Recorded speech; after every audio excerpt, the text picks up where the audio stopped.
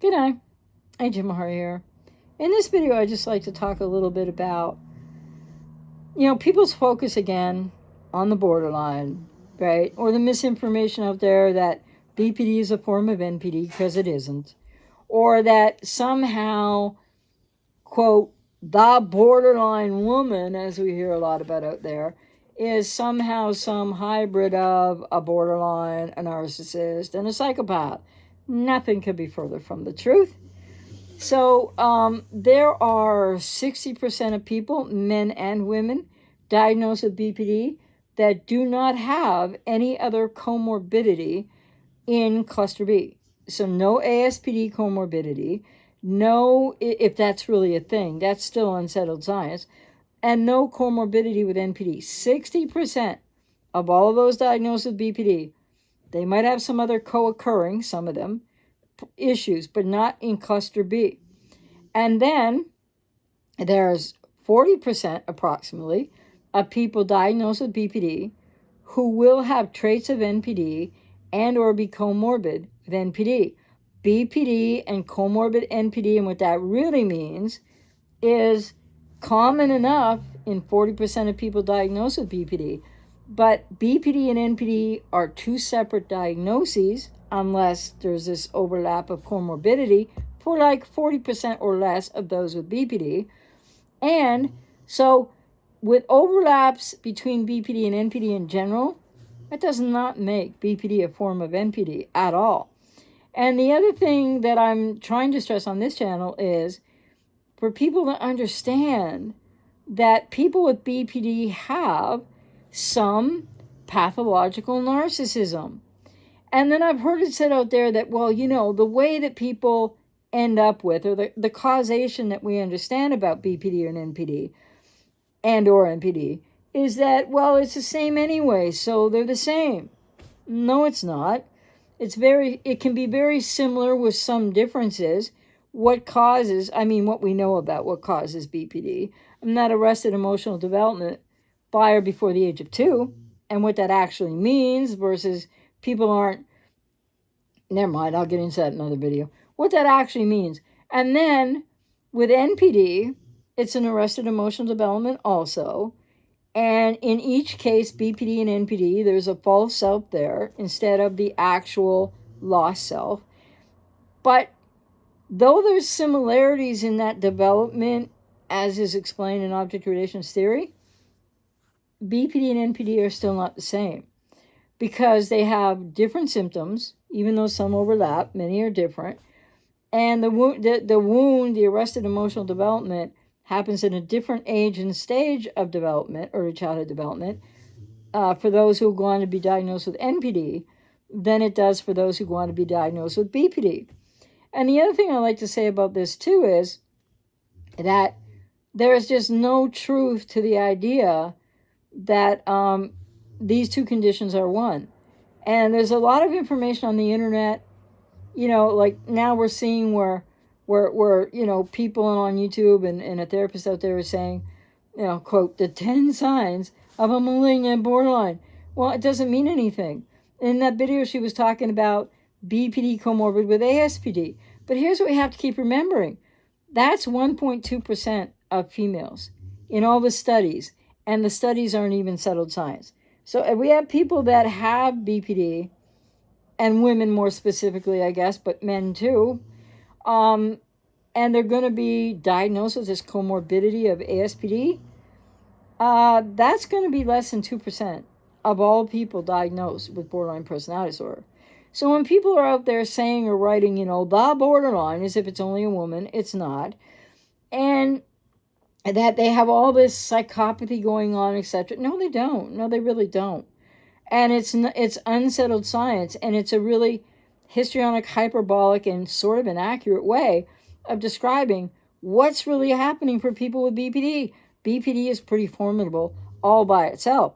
And I think there are profound misunderstandings and people out there that don't know what they're talking about when they're really trying to describe what BPD is from so many different points of view. And so the other thing I would say is that, this idea that there's so much psychopathy or secondary psychopathy in BPD, again, it's unsettled science, but if it's there, it's not going to be very common. It's not going to be a high percentage of people with BPD, male or female. And another thing I just like to say here too is it's really important that we understand, because you want to understand BPD, right? If you've been with somebody with BPD, whatever iteration of the BPD breakup or the limbo or the recycling or the, wherever you are with this, if you really want to understand it, then you really want accurate information so you can understand it, right? Well, this idea of secondary psychopathy or psychopathy and BPD, or that they're all psychopathic. No. I mean, are there some really severe? I would argue there are some women that are so severe, they're not borderline actually. They should be diagnosed with antisocial personality disorder. And of course many men are. But I think that's too many people are getting diagnosed with BPD, male or female, and then they're trying to say, well, it's secondary psychopathy or it's comorbid with ASPD, when really the more correct diagnosis would just be antisocial personality disorder for a small percentage of people who've been diagnosed with BPD, and perhaps erroneously, by the way. And the other thing is, so it's really important to get this perspective that there is comorbidity with BPD and NPD, and they're not the same things.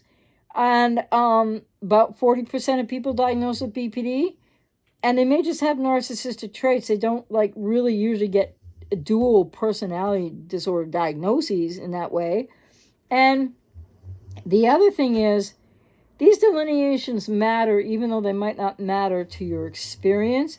Because if you truly want to understand, and of course anybody that I work with, and I'm out here to work with people if you resonate with me, I can definitely answer all your questions. You can tell me more about what's happened, what you've been through. What's that person with BPD, the woman or the man that you've been with, like? What's happened? I can really answer all your questions and help you understand better, kind of likely what's happening there. And I think that too many people are jumping to, oh, well, describing people with BPD, they split and then out comes a psychopath. It's not even reality at all. And it's important to understand that. And that people with BPD is not a psychotic disorder. People with BPD have issues with triggered emotional dysregulation, whereby they are then in interpersonal relating or with a friend, that kind of thing, favorite person, they are then having a different emotional reality than you are and experience. But that doesn't mean that they don't still know who you are. They're not going to forget you tomorrow, even if you're in the relationship anymore or not. And they remember their names, and they know who, well, they don't know who they are, but they know essentially stuff about themselves, where they live. And so this idea that they just forget everything every day or every night is not true either. So there's a lot of stuff set out there, and the fact that it's inaccurate really matters. And I'm not trying to speak to what anybody in particular has said. Just in general, I see this, and the other YouTuber, the therapist YouTuber, who called borderlines monsters, and was, through her whole video on the 10 signs of the, quote, malignant borderline, unquote, which does not exist and means nothing. So she was trying to say the ASPD, BPD female. Well, like I said, that's less than 2% of all women diagnosed with BPD. And that YouTuber made it sound like, oh, wow, it's so prevalent. Because she conflated over and over again so many of the traits of what we find and understand is borderline personality disorder, right? So I'm going to have more comment on this, because the other thing that I could say really quickly is, what would, quote, malignant borderline mean? Well, if you go Google it, right, malignant is mainly a medical term. But in terms of psychological or emotional,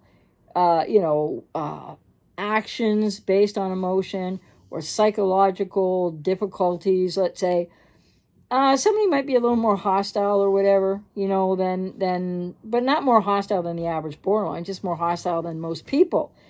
And the other thing is that I saw something, but this is just what other people have written online, right? It doesn't mean that it's entirely true.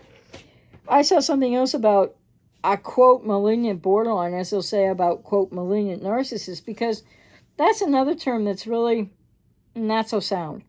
The word malignant is kind of hinting at that these people with narcissistic personalities or borderline personalities or, go out of their way consciously in some way, enjoy hurting other people. And so there's this sadistic nature of they're enjoying your pain when, whether they hurt you or not.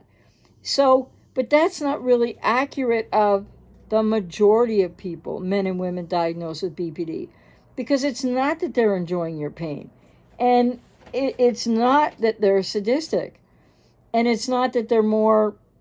It just malignant borderline doesn't mean anything, and the thing about it is, there is another personality disorder out there that we're not talking enough about, which has nothing to do with BPD. Could mean some people might be comorbid with it, because people with BPD that might seem to, or people might believe in this malignant borderline kind of terminology, aside from what another YouTuber was using it to mean, which it didn't prove her case at all, in my humble opinion, is that there's this enjoyment of your pain, this sort of sadistic nature, right? Well, if there is that in some people with BPD, again, we're talking 5%, we're talking really low percentages. And this is the stuff that people attribute to people with BPD, because you're still focused on them and you're still blaming them for everything. And yes, whatever they've done to you, it matters and it's not acceptable. But what about you focusing on you instead of chasing all these videos that just not only videos, all over the internet. And I'm not here to say I know more. It's not that. It's simply that there's a growing narrative of really unhealthy, massive focus on borderlines and pathologizing them. And really all you need to know is that you were hurt, betrayed, or more in this unhealthy bond. You probably have codependency and you need to get out of there. And it's hard and it's difficult and you need help with that, more people than not. And I'm out here to help people. I've got 33 years experience working with people to help them heal from the BPD or NPD relationship breakup and the unhealthy bonds and everything else that's associated with that. And the real source of your codependency, which is how you end up with a cluster B in the first place, not knowingly, unconsciously. But the thing is, so too many people out there are making it sound like this is all people with BPD. I'm not going to say that there can't be some, the studies say 1% to 2% might also have antisocial personality disorder traits, or maybe there's some secondary psychopathy, but I don't know. This is unsettled science. Bottom line is, too many people are forwarding it out there like it's known and like it's common. And it's not really settled science, but it's really not common. So that's the thing. The problem is when people say, the borderline woman, or I don't know if anybody's talking about the men, the borderline man, and then go on to describe anything. It's already flawed right there, because there is not one singular great big group called the borderline woman who's all the same at all. So it's really important, if you want to accurately understand, that you work toward an accurate understanding. And the other thing I would advocate that people really need to think about is, how much are you focusing on this? Because you know what? People with BPD, yes, they can hurt you very badly in relationships, but these relationships become a dyad, and people with codependency have reasons why they're there, and they're not always consciously aware. And you need to get out of the relationship, or at least back off, get into therapy, because there's no one way otherwise to, quote, cure yourself from the situation. It's not what you need. You need to heal and recover. So with that, I would say it's really important. Again, I'm going to say, as I've said on this channel many times before, bears repeating.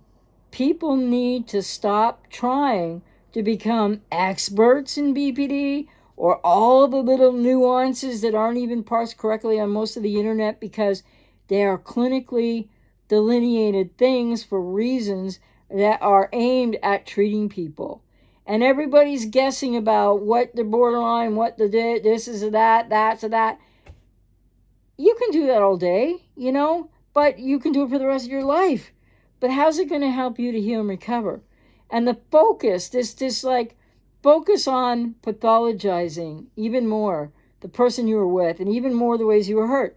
Well, part of that, I mean, it's understandable, but part of that is like the borderline did all that what they did, yes. And then there's the dyad of the codependent with their issues and the borderline with their issues, and the interplay of that, which is separate from whatever the borderline did to you that we can't excuse that at all. So there's all of that. And then the other thing is, so too many people all across the internet kind of just giving what is misinformation about BPD because, and I'm not here to defend it, I'm not here to defend anybody who's treating someone horribly with BPD, not at all. The point is that this growing erroneous narrative that everybody with BPD and all women with BPD are psychopaths and secondary psychopaths, no, this is like less common, lower percentage of the most severe in BPD, if in fact they really just shouldn't be diagnosed with BPD. There are a segment of men and women diagnosed with BPD, whatever that percentage might be, that are much more severe and kind of do a lot of different behavior than most people with BPD do. And they should probably be diagnosed as antisocial personality disorder psychopaths. So in the meantime, though, while there isn't settled science, this narrative is blowing up. And I would say, who's it helping? That's my question. Does it help you to hear or to say that your borderline is this and that and the other thing too, because you don't really understand the depth, the width, and all that's encompassed within BPD in its own right first? And then the borderline blames you for everything, right? And there's no excuse for that. But then you blame the borderline for that if you're a codependent. And how's that working for you, number one? And number two, how's that a whole lot different than the way they blamed you for everything? I think people with codependency need to realize they need their own healing and recovery process. And you got to get out of the relationship. And in a healing and recovery process, you need to do the work to break the unhealthy bond. And anything short of that, all this finger pointing, all this guessing, all these people that like to say, oh, people with BPD are this and people with BPD can't heal and recover. The majority of people with BPD, if they would go to treatment, they could heal and recover. There are lots of people right now with BPD gaining self-awareness in treatment, working through their process of treatment, and they will heal and they will recover. And maybe there's maybe there's a reasonable percentage of people with BPD that they might not get all the way to heal and recover, but they're going to get so close or close enough to where they're going to be able to relate healthily. And they're going to have object permanence and object constancy. And they're going to learn how to be, close and not have the approach avoidance conflict. That gets resolved in therapy when people are working on the separation individuation process that usually happens through the second year of life. So, and this idea that people with BPD have to always have BPD and so life sentence, all of this stuff is not true for more people than not with BPD. So I think, and then you got to remember the spectrum, of BPD. People are always, and they always will say, oh, well, A.J. Mahari said, blah, blah, blah. I didn't say I cured myself of BPD. I healed and recovered through 15 years of therapy and a lot of hard work, and I didn't even have full-blown BPD because that wasn't assessed. I was just labeled.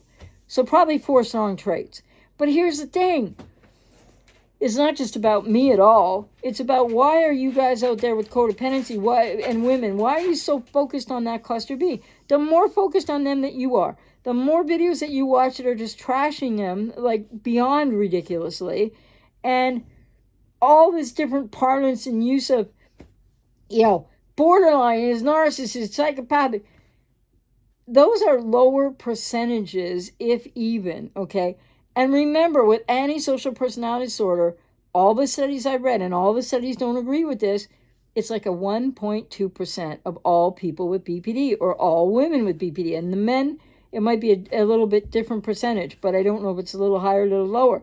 Less than 2% of all people with BPD, even in the studies, have any ASPD traits, or if they're going to be diagnosed comorbid ASPD. It doesn't make much sense. Maybe I'll talk more about that, maybe I won't. But here's the thing. Why are you so focused on the BPD? And why are so many of you out there, and maybe those people won't come back and be watching my channel anymore, or maybe they do and they don't comment. Why are you going to every channel?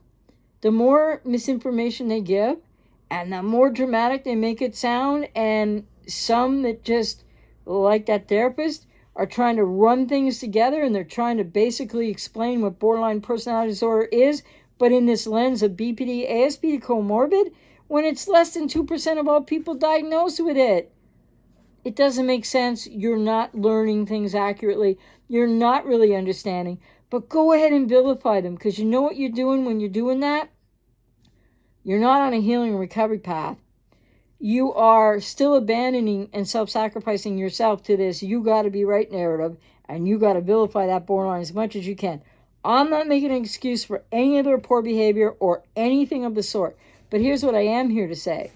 The more you want to chase those videos, and go ahead if that's your thing, but you're getting in your own way, you're blocking your own healing recovery process, you're going to stay in the pain you're in, or you're going to probably fool yourself into thinking you know so much intellectually about it now, and you may not well know a lot, but you may well have a lot of misinformation in what you know too. Point is, that doesn't even matter, because you're not going to heal and recover from your intellect. It's an emotional process. And you need to work with somebody to do that. And then once people do that, as I see clients of mine, when they heal and they recover, well, even clients of mine I'm working with right now or over time, even in the beginning of our work together, they tell me, could I do more on codependency on my channel? Or I'm probably going to be doing something else somewhere else where I don't talk about BPD or NPD at all, because more focus for those who I know are clients of mine, people that resonate with me that watch my channel versus people that I don't know or don't comment or whatever. But the thing is, if you don't get to the pivot point of stopping your focus on them and more videos that say how horrible they are, and often erroneously the nature of the variety of their horribleness, if that's a word, you're just hurting yourself. You're shooting yourself in the foot so that you can feel better about how horrible they are. But what about feeling better about who you are and what your potential is going forward to heal codependency, to get out of the unhealthy bond, and then you won't want to watch these videos anymore on BPD. I've done a lot of videos on this channel. Check out the playlist. I'm going to be trying to organize them in the coming days. But the thing is, check it out. Like, the more you listen to videos on people with BPD alone, with all these skewed, like, people saying they're all BPD and then they're narcissists and they're also psychopathic, really way whacked out information, and you're not learning anything accurate. And more to the point, guess what you're doing? You're giving the borderline or the narcissist more power, because you're still giving yourself over to it, self-sacrificing and self-abandoning. And guess what? Whether it's a borderline or a narcissist, two separate categories. And by the way, the DSM doesn't change every year either. So just saying, because somebody thought with all their information on BPD, well, very dramatic and histrionic, but very incorrect very often. And they said recently in a video that they thought the DSM changes every year. And they know better than every psychologist and psychiatrist and everybody on earth. And they have the one way that you can heal and be cured. Poppycock. Okay? Come on. Listen, if that's what you believe and that's what you want to hear, by all means. But if you really want to heal and you really want to recover, you need to know more than that. And you need to know more accurate than that. And you need to stop focusing on them. And all this language and talk about, can you destroy the borderline or the narcissist? Will the borderline destroy the narcissist? Will the narcissist destroy the borderline? By the way, if they're in relationship to each other, they're obviously not having the same issue. I'm just saying. But the other thing is, or whether you're going to, who's going to destroy whom here? All of that is a waste of your precious time to listen to and to watch, because your goal should be getting into a healing and recovery journey, getting out of those relationships, healing yourself to move forward in your life. Learn, because there's silver lining of lessons in all these healing and recovery journeys. Learn a lot about you, go forward, and make your interpersonal relationship goals and dreams come true. You know? So it's like this whole thing about you're going to destroy them, they're going to destroy you, everybody's mortifying everybody. And all you're doing is giving your power over them still and more and more. Do you want to stand up and know who you are and be an independent person? Or do you want to stay in the dance of the borderline did this to me and the borderline did that to me? Fair enough, you know, but you got to heal it, move on, or, you know, you're going to stay stuck. You're going to stay in that dance on YouTube of leaving comments on this channel or that channel or whatever, just because, like, so you can share more of your hurt, woundedness. No offense, no judgment. But, like, isn't the idea to learn enough from videos to get into a healing and recovery process, working in you know, like I'm out here to work with clients. I've been doing it for 33 years. Don't you want to know yourself better? Don't you want to heal and recover? Because you know what? You want to destroy them, they're going to destroy you. Who's mortifying who is a whole lot of hooey. Because though there's some truth to mortification, it really isn't going to take down a borderline or a narcissist. And people with codependency are not getting mortified in any way, shape, or form. It's just not part of the psychological makeup of people with codependency. And so, what is the best revenge for all of you? Stop focusing on the cluster B. Get into your own healing recovery journey. What about you, hey?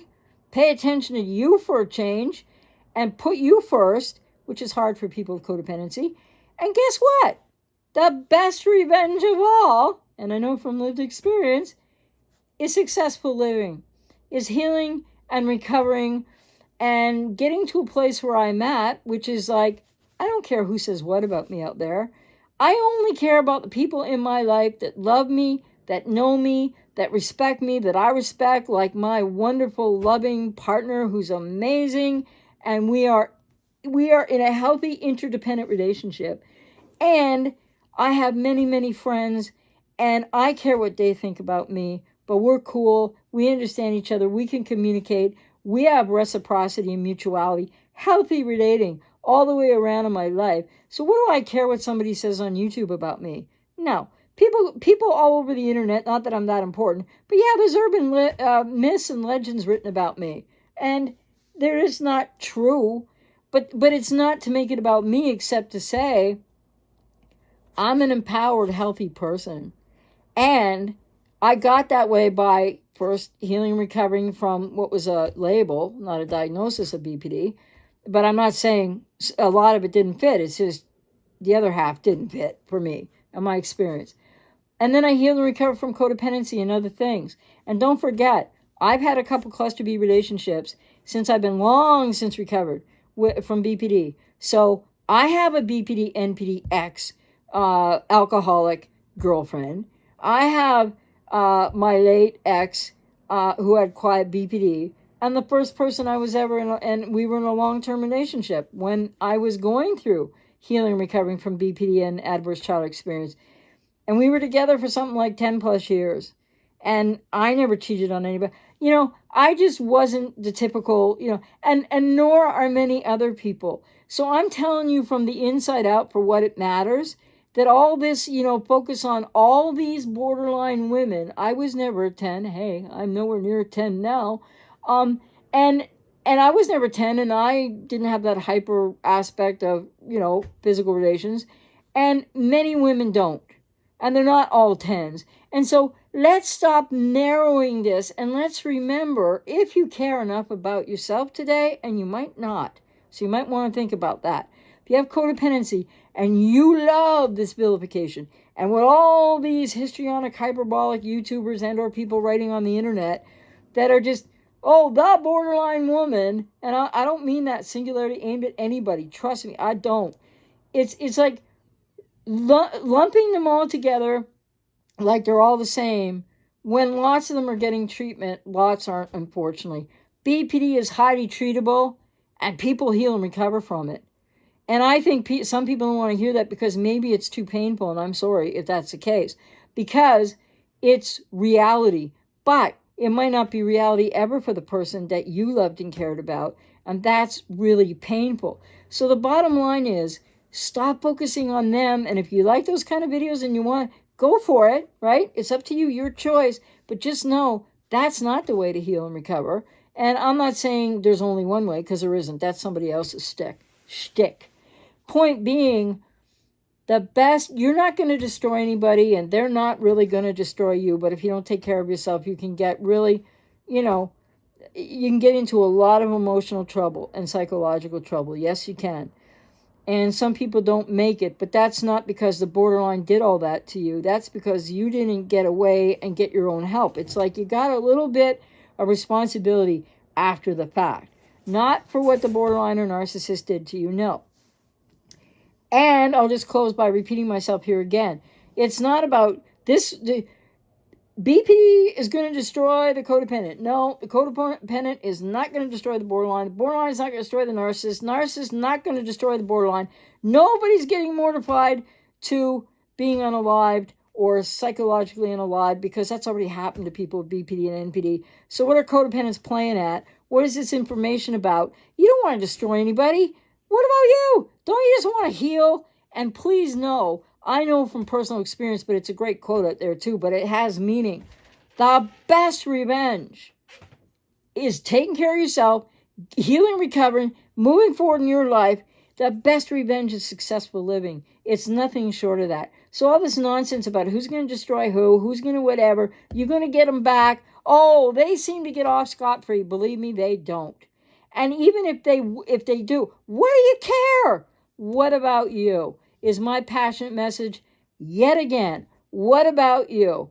And maybe a lot of people won't see this video, but I am not going to change my approach or what I know or my expertise in this area one iota for extra clicks and views, because that's what everybody else, not everybody, but so many other people are doing that. And they're feeding you a load of don't trust it. And you think it's great because you really feel that about the borderline or the narcissist.